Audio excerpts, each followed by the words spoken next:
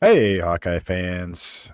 Thanks for sticking with us late on this Saturday night. Chad Leistikow, the Des Moines Register, out in rainy Los Angeles, California, along with Tyler Tachman of the Des Moines Register back in Iowa, manning the basketball beat. Appreciate that, Tyler. Good game last night for the Hawkeyes, but not a so great an outcome here at the Memorial Coliseum for Iowa, which blows leads of 14-0 and 21-7 and falls 26 to 21 to the Trojans. I have a ton of thoughts racing through my head. I'm back from post game. My 7 thoughts are up, Tyler, but I haven't even gotten to talk to you yet. So I want to hear what you thought about the game.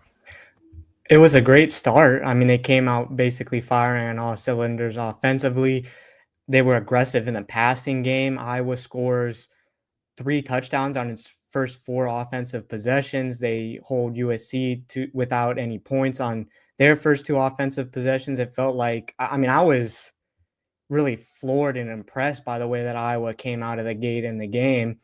And you take a 21 to nothing lead, and then things basically just fell apart. Iowa, I mean, it's startling how, especially offensively, how quickly they're able to go from looking like a really put together offense to looking like just disjointed, not executing well, getting out of a rhythm. It didn't help that the offensive line got seriously banged up there, but it's just a matter of the fact that if you want to win these types of games, you have to be able to sustain that play for basically all 60 minutes. And that's Mm-hmm. really what's hurt Iowa in these losses, whether it be Iowa State, Oregon, Indiana, where they've played good enough for stretches, but you just can't have these lapses where you're not able to sustain stuff for, most of the game. Yeah, I was thinking in my head uh, while you were talking there. What was the of the 4 losses this year by 15 points, all to ranked teams? Now Iowa State's no longer ranked, but USC is going to move up after this one, obviously. Um, which one did you think Iowa played the best in, real quick, I out of the think four? I think the Indiana game. I think the Okay. Indiana game, to me, that felt like, because if Drew Stevens makes that field goal, if Iowa completes that screen pass, it felt like they were like one play away, basically, from winning that game. I thought that that was the most complete game, Okay. and the other, yeah, I don't know. I feel like the Oregon game, they made, when you have a bad snap like that and the fumble in the red Hmm. zone, it's harder to argue that you deserve to win that game. So I think the Sure. Indiana game, in my opinion. Yeah, Iowa State would be fourth on that list for sure for Yeah. me. But I would, and I don't know. This isn't like a hot take or anything. I haven't like thought this through completely, but I was almost going to say this one because you look at some of the plays USC made in this game. I mean, Oregon did too last week, executed at a high level, but Micah Lemon made some unbelievable catches, and so did I get the name right, Jacoby Lane, number 6 and number 8. Those guys. I mean, I want to say I bet 80% of the catches that they made were blanketed. I mean, some of those were incredible leaping catches. Uh, Lutmer was all over Lemon on one of those. I mean, it's almost hard to blame anybody in this game.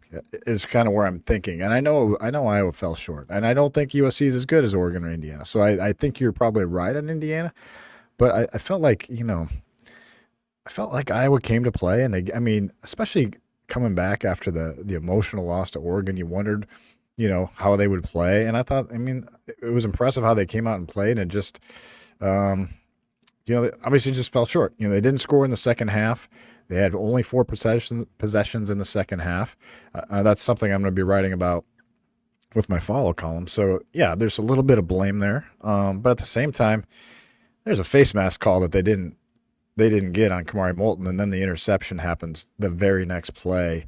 And those are all excuses, I know, but when you can't review, when you miss a 15-yard face mask penalty that would have been a first down, and in a 21-19 game where Iowa, if it goes down and scores 7 there, I think the game's over. I think Iowa wins the game. Instead, they have to, they throw a pick on the next play on a weird deflection again. So I don't know. I'm rambling a little bit there, but I just feel like it was some bad luck, some officiating, and honestly just got beat by a better team when it came down to it, but only a better team by a very little bit. Not to dwell too much on the officiating. I don't know if you caught this in real time, but there's actually 2 face mask penalties that weren't called. They were both pretty Was egregious. the other one was on the last drive, right? Or am I wrong? It I was on the very believe last so. drive? It Okay. was in the 4th quarter, I believe, Yeah, at I think it some was the point. very last drive, I think. But to go back Go to your ahead. point about the defense, it wasn't bad coverage. Like, I think that should be made clear. Like, Iowa was playing for the most part, like, there was good coverage. It reminded me of the Rutgers game in the first half where they were just making the Rutgers receivers and Ethan Kaliak-Manis were just making some unbelievable plays, and that's what it felt like here with Jaden Mayava and the way I think part of the issue is like Iowa let him get into a rhythm. Like once you let someone that's that talented get into a rhythm, it just feels like every time the ball left his hands, basically that something good was going to happen. And that's where Iowa was able to get enough disruption in the first 2 drives where it didn't feel that way. And then it's similar to in basketball where if someone sees the ball go in the basket, like then things just kind of start to snowball. And that's what it felt like here is that once USC started to build some momentum offensively, there was just not much that Iowa was going to do to disrupt it. But like I don't think it was terrible coverage.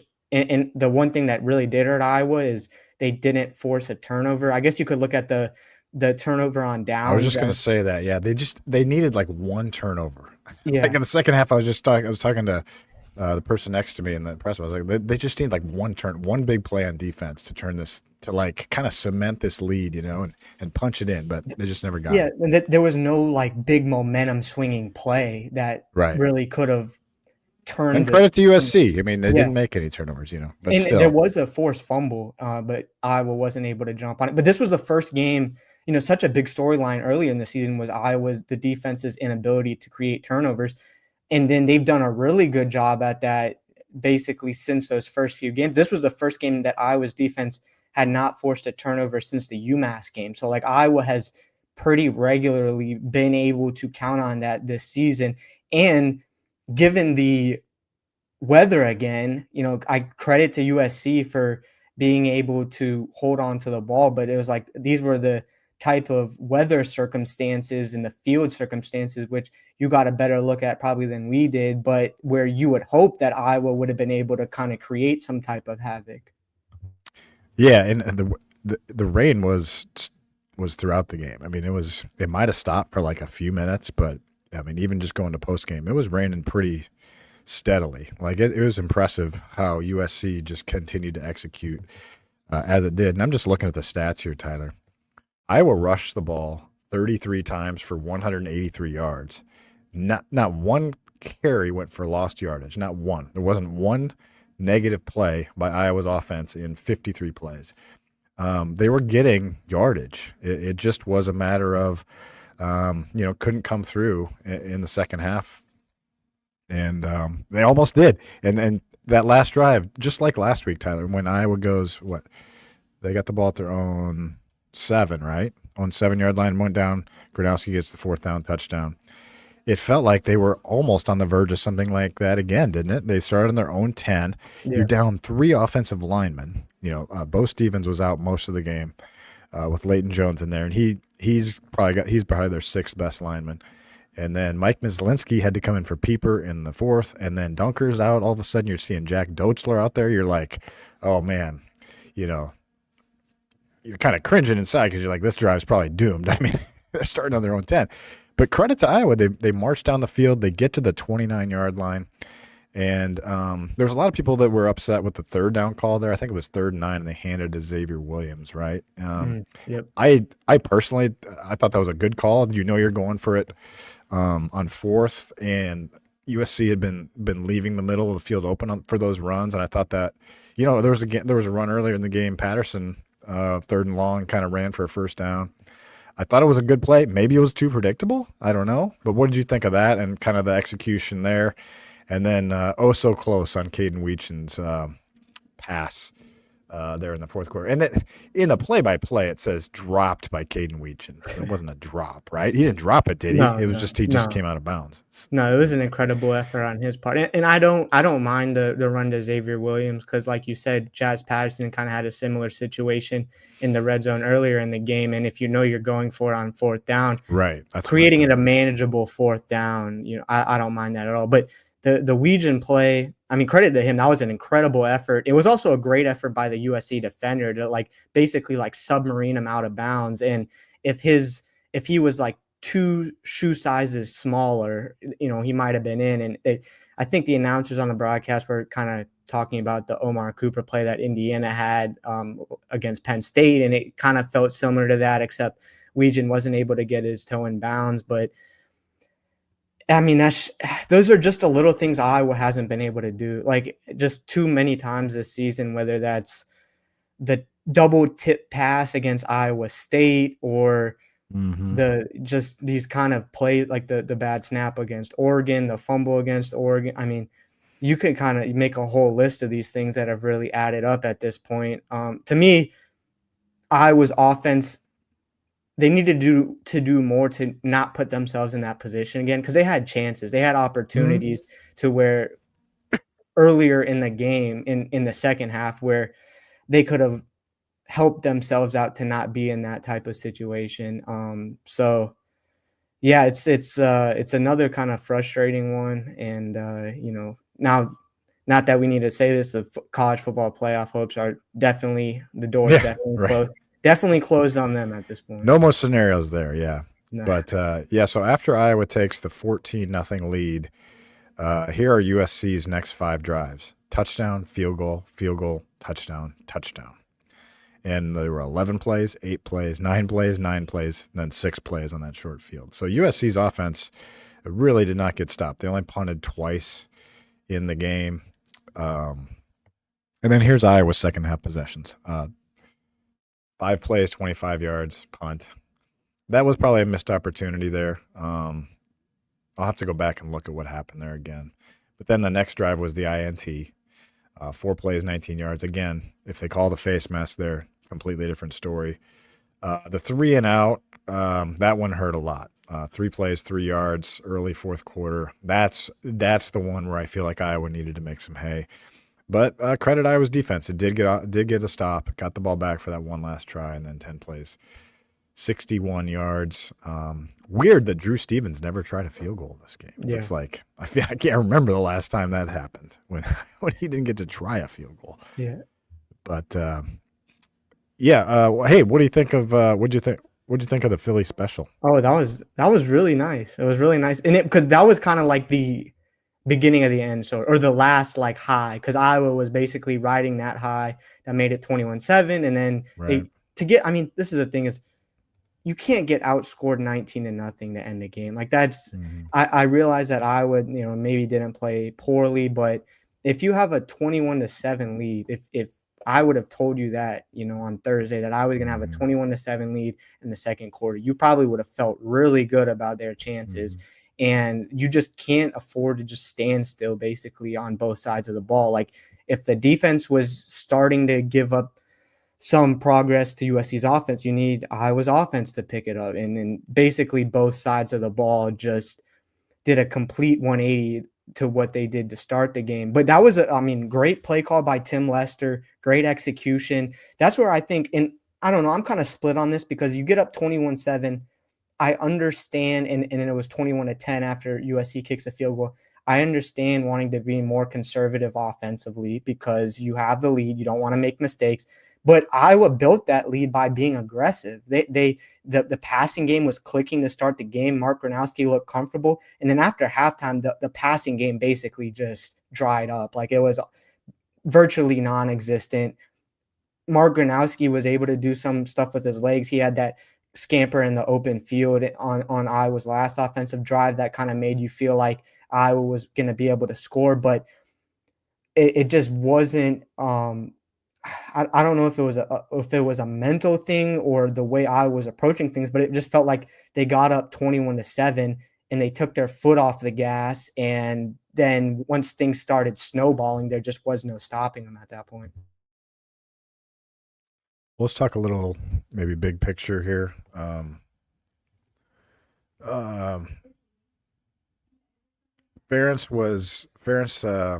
One of Ferentz's favorite teams. He's said this many times. Is the 2008 season, the 2008 team. Okay, that team went 9-4, and one of the reasons that he loves that team so much is because it. Yeah, and you saw him get emotional after that Philly special play. I just feel like he really likes. He just really, really likes this team.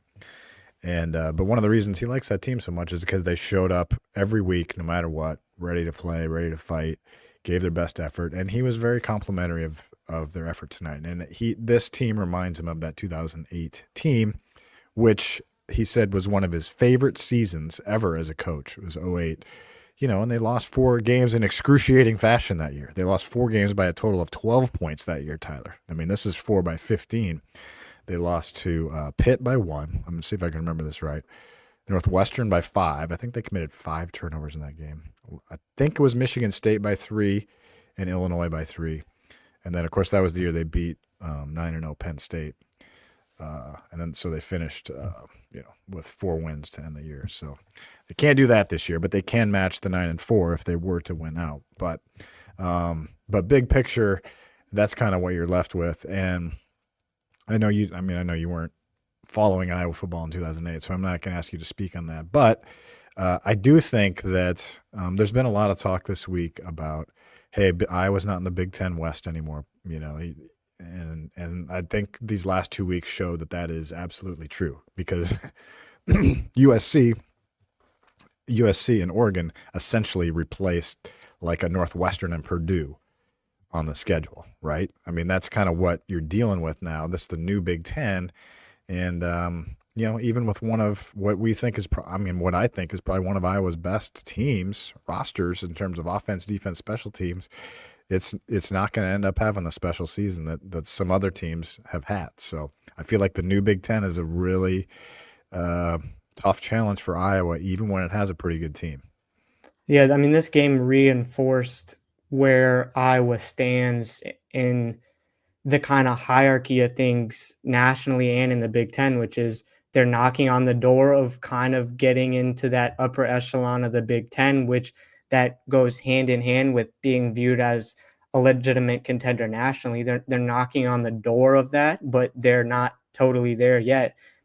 All of Iowa's 4 losses this season have a similar threads to them. They've all come against ranked opponents, and they've all been by 1 score. And some people might not want to hear this right now. I realize that, but that is progress from where Iowa was. I mean, you think back to 2023, where Iowa won 10 games, but the 3 games they lost against ranked opponents, they were outscored a combined 92-0. So that starting point it's a pretty low bar, but Iowa has gotten better since then. They lost by 3 in the bowl game to a ranked Missouri team, and then the 4 ranked opponents they've played so far this season, they've been competitive games. They've been in it. They're not there yet, but they are knocking on the door of getting there. So it's you just got to find a way to break through because, again, another loss to a ranked team, the streak lives on. And that's something that it's not going to go away until Iowa finally ends it. Like it's just something that we're going to continue to talk about. And it's going to become even more and more difficult to believe that it's going to change the longer it goes on. So at some point I was just going to have to do it, rip the Band-Aid off, break through with one of these wins and kind of show that they can make their way up the pecking order a little bit here. Yeah, I mean, I'm not ready to look ahead to 2026 yet, but it does feel like with the amount of seniors on that offensive line, like the line's going to take some time to develop. You're going to have a new quarterback next year. Like it feels like there's going to have to be another ramp up. I don't know. It's hard for me to imagine 2026 being like, big break. Next year is going to be the big breakthrough. I feel like this year was kind of the year that I felt like that this was pointing to, especially when you bring in a guy like Gronowski, that maybe you could have made some noise even with this schedule. I felt like they were going to go 10-2. in the initial outset, and they are so close to being like 9-1 right now. It's too bad. But I wanted to see what you thought about before we get to 3-word headlines. What do you make of these last two games? Because at this point, I mean, Kamari Moulton said it after the game. We still believe we're a good team. I mean, that's the common theme. They are a good team. They are a good team, but you can't. I mean, I think you got to win these last two to feel like you can really point back, like the 08 team. Because a lot of people point back to that 08 team. It's like, wow, that was a really good team. It's just they had those close losses. You'd love to see that schedule play out again, and they'd probably go a lot, maybe 10-2 or something. But I don't know. What do you make of these last two games? Well, right now, I'd say I was a good team, not a great team. That's where I feel pretty comfortable in saying where they stand. Last two games, if things go badly, they'll go off. It could feel like things will go off the rails, right? Because these are both winnable games. The game against Oregon and USC, those two were Iowa's two most difficult remaining in the regular season. And it felt like once you got past those two, the next two would be winnable. Not to say that Nebraska isn't going to be difficult on the road, but these next two are much more manageable. I just think you don't want, and not that I was going to have this mindset, but you don't want things to spiral. This is the first time that Iowa has lost consecutive games this season. They've done a good job of bouncing back when they have lost. And if things go bad, then this season will quickly go from one that you might remember as a missed opportunity or Iowa was close or what if to they just totally fell apart and torpedoed in the final segment of the season. I don't think that's going to happen. Michigan State's not very good. They're going to have to come into Kinnick Stadium for the regular season finale at Kinnick Stadium, Iowa's home finale. But you can now it's like building momentum in the next season a little bit. I hate to say that, but that's kind of what the bowl game is too at this point, where it's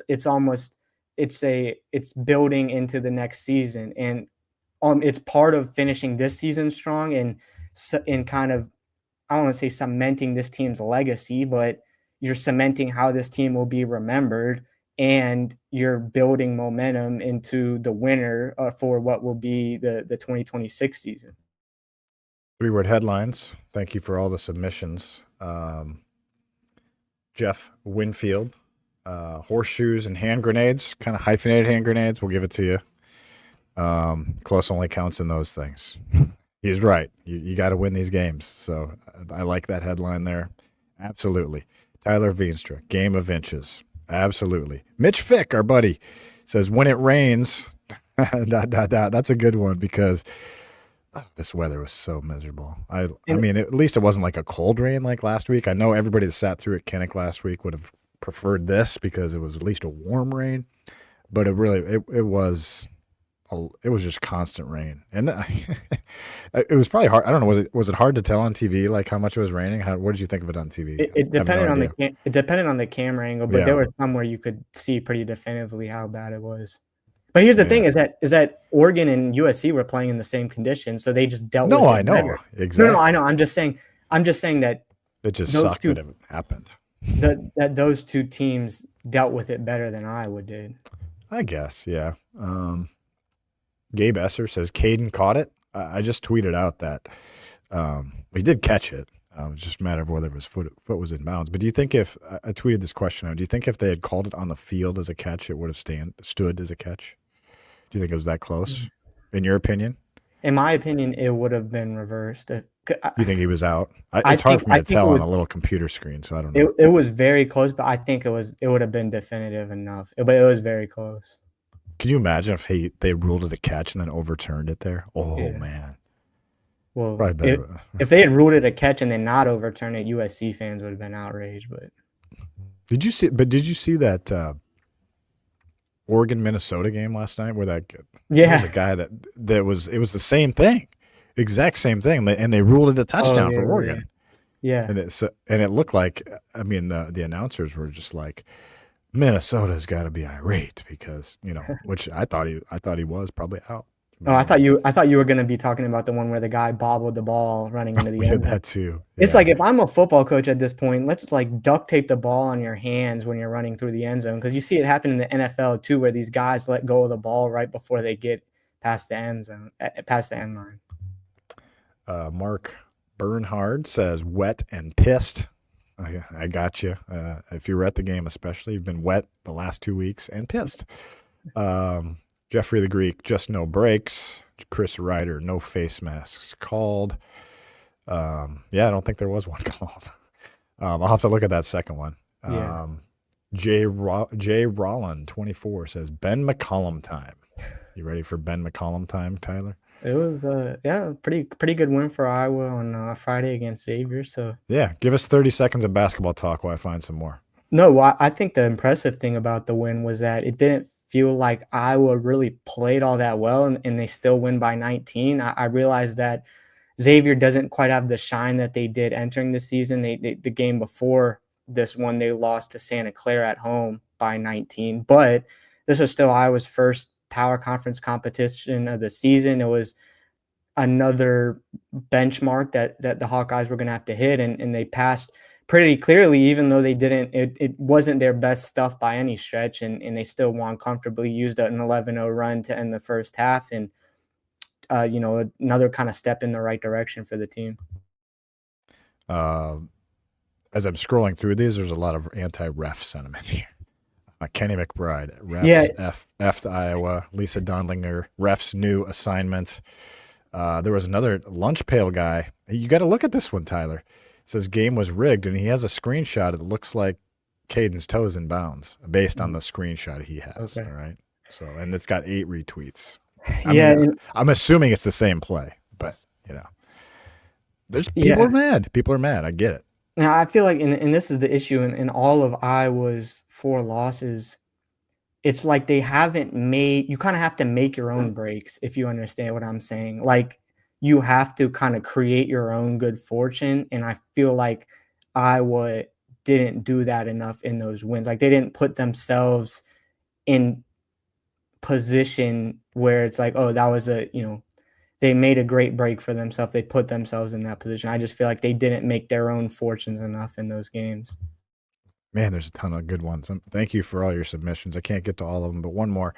Troy Vandermolen says the narratives continue, and I think that is a good way to end it because, Iowa on track for another 7-5, 8-4 type season again, and then 0-13 against ranked teams. They're getting so close against these ranked teams, but I guess you got to hope for one in the bowl game, maybe. Yeah.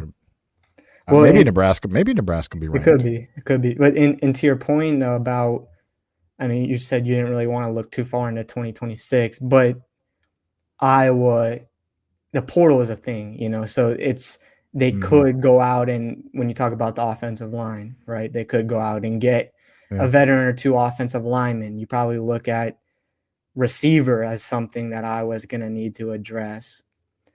And one thing we haven't mentioned, just because this was a pretty minor storyline and everything, but DJ Vanami he had another good game as a step in the right direction for Iowa's passing game in that sense, in the first half especially. But he caught the touchdown against Oregon. He was Iowa's best receiver, and he's a young tight end. So there's something. Thomas Meyer got in the game. Did you notice that on TV? Yeah, he did. Yep. I don't know how many snaps it was, but it wasn't much. But anyway, yeah, I understand. I understand people are upset out there. I get it. Kind of mad at the refs, mad at the losses, upset. It's been kind of a stinker of a season for how good I feel like the team actually is. So that's too bad.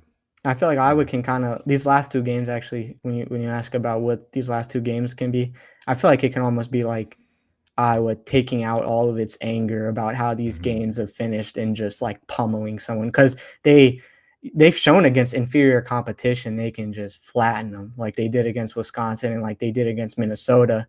Feels like they should be able to do that against Michigan State. Nebraska is going to be more difficult because it's on the road, and they're better than Michigan State. But it feels like Iowa, they can take out some of this, maybe the anger or frustration, whatever their emotions that they might be feeling from how these 4 games have kind of went how they have.